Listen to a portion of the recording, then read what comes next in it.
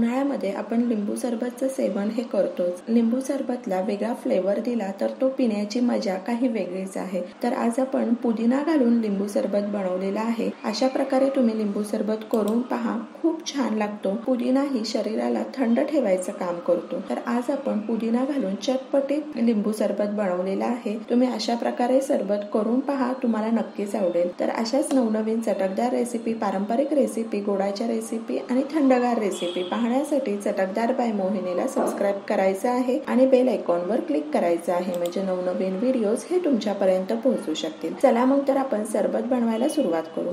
तर सरबत आपण 2 ग्लास बनवणार आहोत, त्यामुळे 2 लिंबू घेतलेले आहे। लिंबू मार्केटमधून आणल्याबरोबर ते फ्रीज मध्ये जातात। फ्रीज मधले लिंबू जर अशा प्रकारे पाण्यात ठेवले तर त्याचा रसही लवकर पडतो, लिंबाची साल ही मऊ पडते आणि लिंबू पिळायला सोपा पडतो। पातळ सालीच्या लिंबामध्ये रस हा जास्त असतो, तर त्यामुळे लिंबू घेताना पातळ सालीचेच लिंबू घ्यावे। तर आपण लिंबाचा रस काढून घेऊयात। रस तुम्ही हातानेही पाडलात तरी चालेल।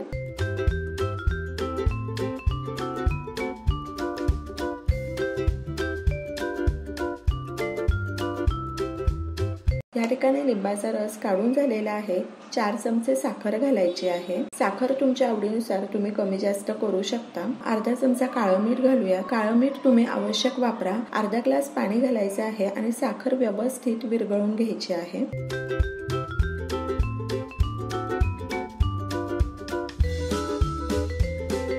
या ठिकाणी साखर विरघळलेली आहे। मिक्सी जार मध्ये पुदिन्याची काही पानं घ्यायची आहेत। पुदिना आपण व्यवस्थित निवडून आणि स्वच्छ धुवून घेतलेला आहे। 2 काळी मिरी घालूयात। अद्रकचा बारीक तुकडा घालायचा आहे आणि याची बारीक पेस्ट बनवून घेऊ आणि अर्धा ग्लास पाणी घालायचं आहे।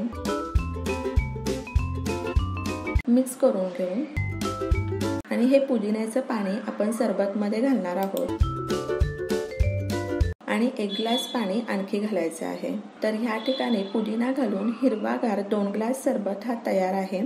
सरबतला टँगी टेस्ट येण्याकरता अर्धा चमचा चाट मसाला घालायचा आहे। मिक्स करून घेऊ।